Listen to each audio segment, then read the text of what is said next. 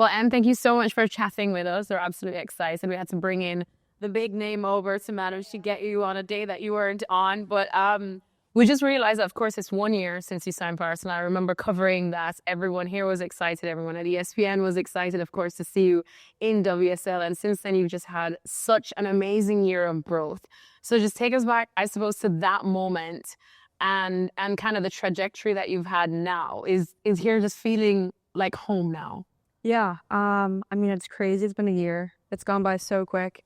Yeah, when they were saying it's like your anniversary, I'm like, oh my gosh, all right, like so much has happened, but it's gone by so quick. And yeah, I think for me, just coming out here and the process, like last December, it was crazy just getting here, getting everything set up. But then I was finally here. And I think I talked to you guys about the transition just being so smooth and the girls and the fans being so welcoming, and it hasn't stopped. And I think now that I'm not one of the newest players, it's nice to feel kind of settled and really, progress with my game and just get better and better. Speaking of progressing in your game, what do you think that your personal development on the field, specifically as a player, has been since now you've been here a year and been challenged at this level? And playing consistently, in the tournaments and at this club where there's really tough games week in and week out. Yeah, I think exactly what you said, just being on your game like every week. And I think with the opponents that we place, having Champions League now, and then now we're having FA and the League Cup, it's just being on top of it and being fresh and ready to go for each game. And then I also think with my growth, just getting into the attack more, that was really important, like coming in here. And with the players we have, it's so easy for me to do that and to combine and to make a difference. So, yeah. I was going to say that because I remember when some of the lines that you had when you just signed for Arsenal, and you said that you specifically wanted to grow that part of your game, going forward and getting in attack, and that you just wanted to be in the conversation as one of the best in the world in that position as well. And I know we have our analyst right here, Miss Krieger, but I feel like after this year that you've had, what you've done for Arsenal, how you've grown there, then a little thing called the Olympics. People, when we are talking about your position, you're in that conversation already. Do you feel like you've hit another level? I mean, I think for me, I like to have the longer, bigger goals, but I'm much more of like a present person, and I like to be in the moment, and with, every game and all that, I take it kind of step by step. So no, it doesn't feel like it. Humble. I think Yeah. Also, like, my team is just star after star, like where there's so many talented players. So I think with just training and also with this league, how competitive it is, I'm always challenged. So. You talk about challenges, and I'm sure day to day is so refreshing to be in an atmosphere where there are players who are so good, who are helping you continue to get better. But how can you transition that and take that to the international level? And what have you, learned here that now you're applying with the national team? Yeah, I mean, I think, like I said, playing in this league, there's so many international players. So I actually think the transition from playing at club and then going to national team is similar, especially in the sense that just tactics and knowing that each opponent can be so different. And so how can I, positioning, communication with my people around me, like make a difference and be effective in that game. I also think, with the national team, there is kind of a movement of more girls maybe going abroad and things like that. And our captain is obviously Lindsay. So I think with that, especially her being a captain and a leader, showing that, kind of European style and bringing in what we learn into camp. It's good to hear you say that, because I remember even just a couple of years back when we were just talking about it, when Tobin came over and Kristen came over too, the question that I kept asking them is, would you like to see a time where more U.S. players came over? Obviously, you don't want to have it conflict with the NWSL, because it's obviously good to have them stateside too, and kind of more familiar playing with and, against each other week in, week out. Yeah. But is that something that's just kind of invaluable now that you would recommend to probably every young U.S. women's player to go out, have a stint abroad, specifically in Europe, maybe even WSL specifically? Mm-hmm. I mean, I will say, I feel like everyone's position and choice is different. I think for me, I just had always wanted to do it. It was always on my mind, something that I never really didn't think I wasn't going to do. But I do think, you talk about like Soph and Trin, like they're killing and have been killing it in the NWSL. And so I don't think it's a must-have move to get to the next level, but I think for me, I've been pushed in so many ways, and I do think going abroad and playing in WSL and playing for Arsenal did that. So I think it's incredible because you're kind of paving your own path and you're doing what's best for you and you're prioritizing what is going to help your game succeed. So I really respect that. And I feel like I did the same. Not many people were playing overseas at the time way back when. No. 2007 when I, after college, and it's just nice that you see, just the development of our younger players and, you're actually enjoying it.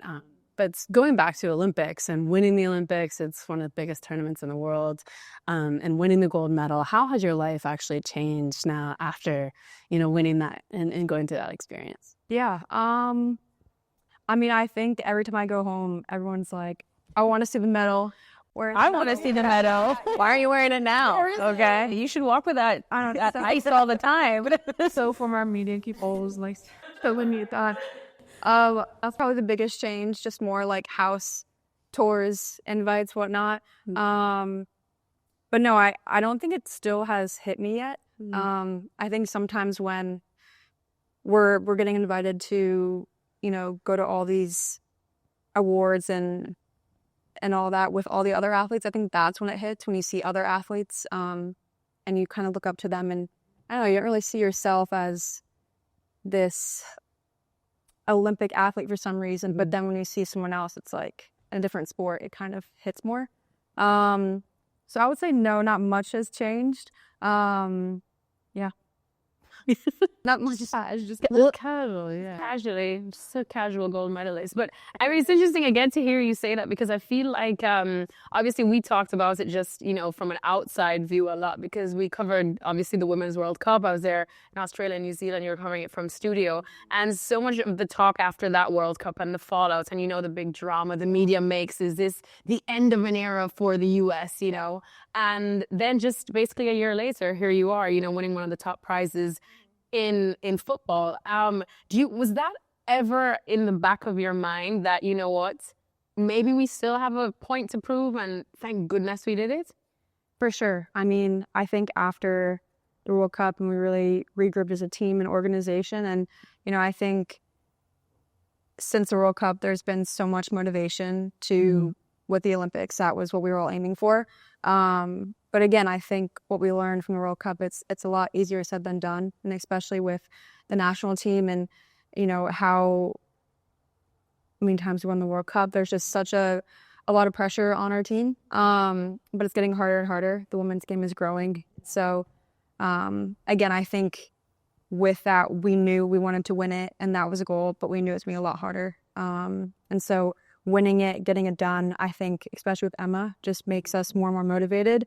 And I think, again, it's like an everyday thing of getting better and better, and making, the games the easy part, and the trainings, the off days, the video analysis, all of that, making that harder to make the process more. You speak about Emma and how she kind of came in and has motivated the players in a different way. How do you think she has helped develop your game more specifically better? And even at, where you can carry that into this level, especially being a head coach of Chelsea for so long. She understands the league. She understands what to expect at this level for you personally. So how has she helped you develop your game and maybe gain more confidence yourself? Yeah, I definitely think with partnerships and the key of just having repetition with people that you play with all the time, and kind of getting those intrinsic, like, I know what this person's going to do without having to talk with them, or even like a body movement or things like that. I think that's so important. And I think she gets that just in terms of having short turnaround with games and stuff. Like, you can't really practice everything, but if you know the person, you have chemistry with people, it's just so much easier. And I think, too, she, again, is very much like, there's always something to learn. If we're at the top, we're going to keep going. And with Denise as well, just we're always having ideas off of each other. And then with the group that we have, the players, it's the same. Everyone wants to learn. Everyone wants to get better. Everyone has a growth mindset. And I think that's one reason why we were so successful going to the Olympics. We were just ready for feedback, ready for it all, and ready to embrace it.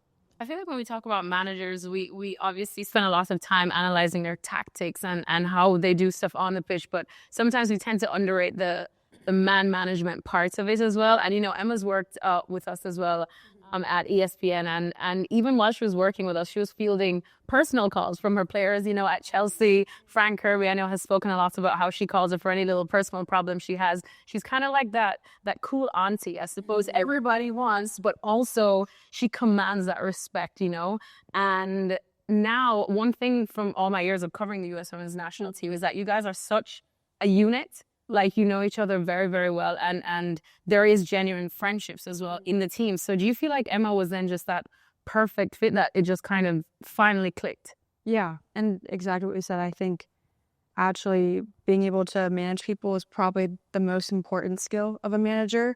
In the sense that you have all these talented players, it's like how to manage so much talent and how to bring people together when it's such a high competitive environment. And I think that's one thing that makes her stand out to be one of the best for sure.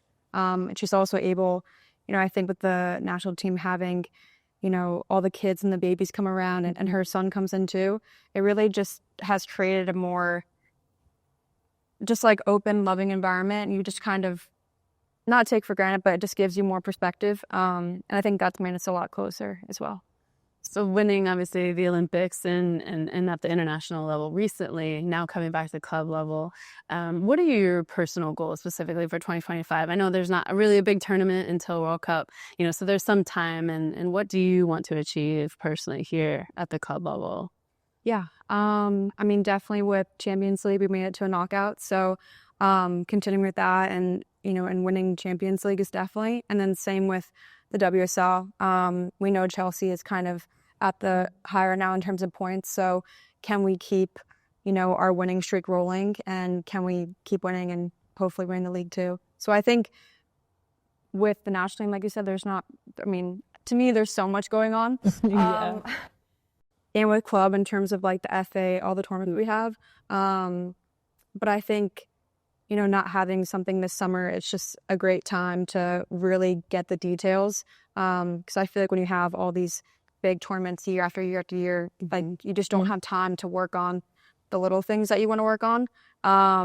So again, I would say still with like my attacking, defensive, and just all that, and really trying to impact games. I know there's been a couple of coaching changes, obviously, international level, Emma coming in, Nay, and then obviously Renee stepping in and taking over from Jonas. So how has that transition been? And have you found anything difficult, or what has been exciting with kind of her new phase? Yeah, with Renee or... with Renee. Yeah. And dealing with kind of coaching changes at both levels. Obviously, this is more specific and day-to-day. Yeah. Renee's amazing. I think definitely when she stepped in, it was a very hard time, but, I think luckily we had a really great structure. And with her, I always say very like even keeled, like confident, direct. And so with that, it was, we regrouped and just, I think she does a really good job of, making things clear and giving people confidence. And so again, it was a very smooth transition in that sense, and she hasn't stopped. And I definitely think with having, the mid-season 2-week break, being able to finally have a time for her to just like sit down and get things together. Like we already are doing, more things that I think Renee has been wanting to do to lead up for the January games, which is exciting. Not only is it like on field important to make sure you're mentally like fit and ready to go, but off field as well. So outside of football, you've been here a year now and in a new city. And now you said even for you feel a little bit more settled. So What are some exciting things that you do off the field that kind of help you mentally recharge to then perform your best? Yeah. I think, this year since I just got back, I had with the mid-season break that we had, I was able to have a little more time off because of the Olympics. And so that was really nice to just recharge, be at home, be with the family, the dogs, like all that. So now I definitely feel like refreshed and ready for the new year. But yeah, last year, I went to Edinburgh with my mom. Yeah. Like little trips. Everything's so quick. Both, everywhere. So I do have a list of like all these places I want to go to, whether it's like close by or, you know, different countries and whatnot. Yeah, like bobbing on the train is so easy here. Yeah. Like when I was in Germany, I did the same. I would go like the French Open, or go to like, you know, Austria, or like anywhere. VIP. Yeah. Or even to Italy, like, you're right. Everything's so close. It's And you can take trains there too. Who also on the team, I suppose, helps you? I know the hardest thing to get used to here is the weather. I think we're all just gonna say that. Or not. I don't think the weather's that bad. No. I'm an East Coast. we're so used. Like Yeah. you were like, bring your coat, and I was like, okay. Yeah, I told her to bring her a coat because we were gonna do the walk up, and I was like, bring 10 layers. She's like, girl, I'm from New York. I can need this. We're both like, East Coasters. we have to play like, I remember when I did like ODP way back, and it was like snowing on the ground. You just playing in shorts and a t-shirt. They're like, have fun. Yeah. She's ready for it. So when I'm freezing at Stamford Bridge pitch side, you'll just be like, and we'll be like thriving. I mean, I'm running shorts. Yeah, that's true. There, but We got long sleeves, you know. yeah, that was all the things. So. But in terms of also the other players on the team, because you do seem, as you said, like even in this current coaching situation where you have an interim manager, you guys as individual players just know the job. And it's funny because that's kind of how the US Women's national team is, because even though, of course, the direction comes from the top, I remember even at the World Cup, you had Kelly, you had Pino, you had Crystal, you have so many players that are capable of being the leaders. It's like leader after leader after leader after leader. You can learn from everyone. And Arsenal's kind of like that as well. So who'd you kind of like enjoy just playing alongside? I mean, I could name our whole team. I really have loved playing with Kim. And I feel like too, her coming over, playing in Seattle and then coming back. I mean, she's just amazing, like on and off the pitch. That's just one person. But I mean, I think too with Kim, she's more of a quiet leader, but not necessarily like I don't know how to explain it. She's different than maybe like a Katie or Leah in terms of being vocal. She'll just give you a look and you know what to do. Yeah, exactly. And I just think with that, we have so many different leadership styles and whatnot. So, but yeah, she's definitely one of them. Playing in this league, who do you find most difficult to defend, specifically in the WSL? And why are they on Chelsea? I've said it before. Yeah, or what team? What like front line? Definitely Lauren Hemp is so, for sure. She's one that I think of like right away. Should we get Ali on? How? Why is that? Like, is it because she's unpredictable, or because she's fast, or what? She's pace. I think is it? it's because she has it all. You know, I think like her and I both match with pace. Yeah. And then also being very shifty. And so I feel like it's a hard matchup in terms of, you know, she can, you know, beat with pace, but also with cutting in and using her left and going back out. So yeah.